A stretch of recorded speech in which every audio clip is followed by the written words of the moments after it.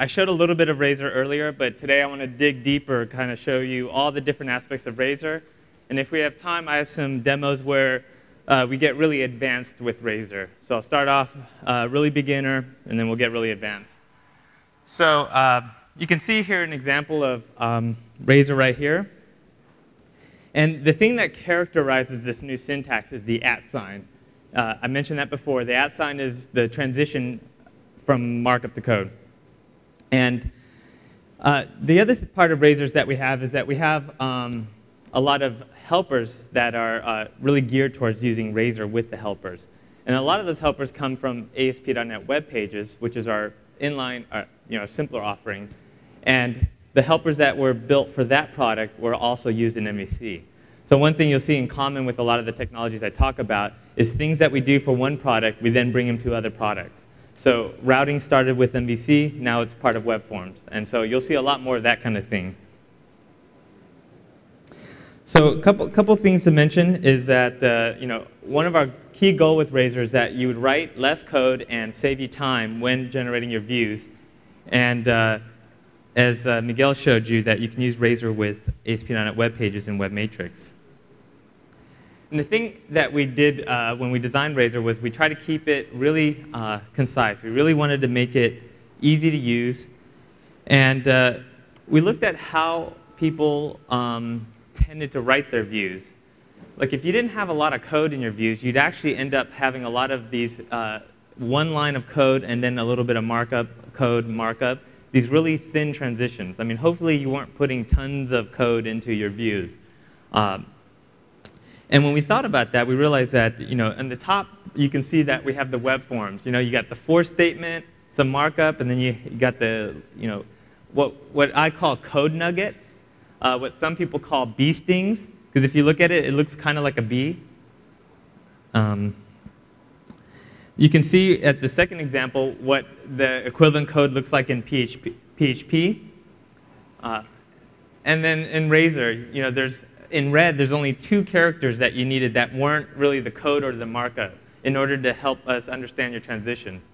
So this slide is really nice for showing you how much cleaner and conciser Razor is. So the transition from code to markup and back is one of the most elegant portions of Razor. And there's a few different options that are worth knowing about. So in the code block, so you notice that the @ sign and then the braces, that is a block of code. And the distinction there is not an expression.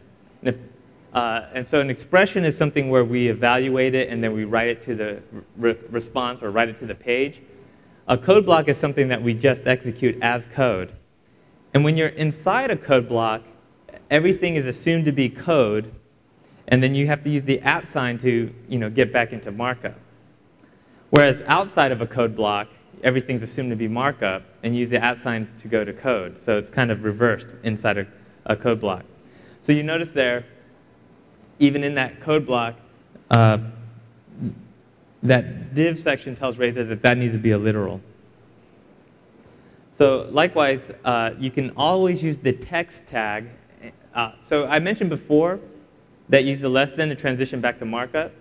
So usually that means you need a tag, right? Like I'll use a div, I'll use a span or an h1. But what if you wanted to just have literal text? How do you transition back? Well, one way is you can use the text tag. And the nice thing about the text tag is it's a made-up tag that we created. There's no text tag in HTML. And when you use the text tag, we won't render any markup. We'll just render the text inside the text tag, if that makes sense. And then lastly, we have this special syntax, if you remember it, to use the @ sign colon, and that will spit that out as literal text. So one thing to mention that I didn't mention earlier is that all of the parsing logic for Razor is in a DLL called system.web.razor. And I know it has the web in the name, but the web is not required for Razor. Unlike web forms, where there's huge tie-ins to the runtime of ASP.NET, Razor doesn't have any tie-ins to the ASP.NET runtime. You can take that DLL and you can write a console application to parse Razor syntax So if you want to use templating with Razor outside of ASP.NET, it's completely possible. So this slide just shows you kind of an example of how you can do commenting in Razor. So we have the @*, and that will do a block comment of Razor. And then within a code block, you can just use your normal C# commenting. We also support VB HTML, Visual Basic, in Razor, and so you would use rem in that case, or whatever the VB is. See, I didn't learn it all that well, I guess.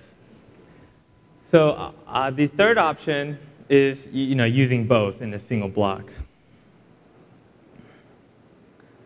So when you're writing a view, one of the things you'll want to use is layouts. And layouts, if you're familiar with web forms, they're the analog to master pages. Yeah. So you define one layout, and that kind of defines where the different sections of your pages go. And then you can use it across multiple pages. And so each page will say, well, I'm using this layout, and then the page defines what goes in those different sections. And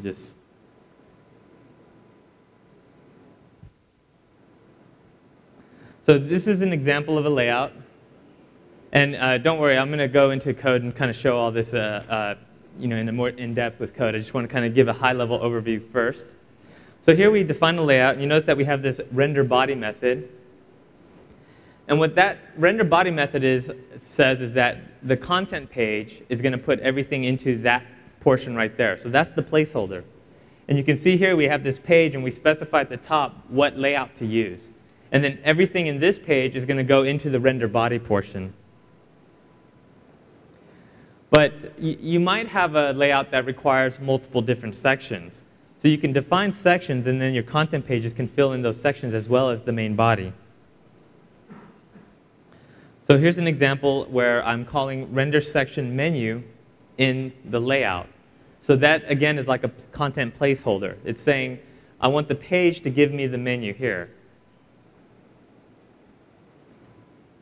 And then you can see that we have the @section menu, and then that has a little bit of Razor markup. So that's going to get placed into the render section menu call. And there's this other method, I generally never use this one, but just for completeness, called render page. And that's useful for markup that doesn't, and code that doesn't change. So it's a lot like the #include of Razor. So you can just call render page and be done with it. So with that, I'm going to show Razor now. Let's just switch.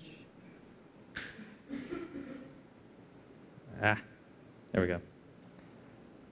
So continuing my demo from this morning, I've changed it up a bit. So before we had one jugador, now we have multiple. So I found some players that Carlos Tevez, Diego Maradona, and Gonzalo Higuain. So hopefully these are familiar players to you, and if not, then I know more about soccer, Argentinian soccer, than you do. So let's add a view. In this case, I'm going to create a list view and generate the template. And then let's just make sure that I did that correctly. We'll run the template.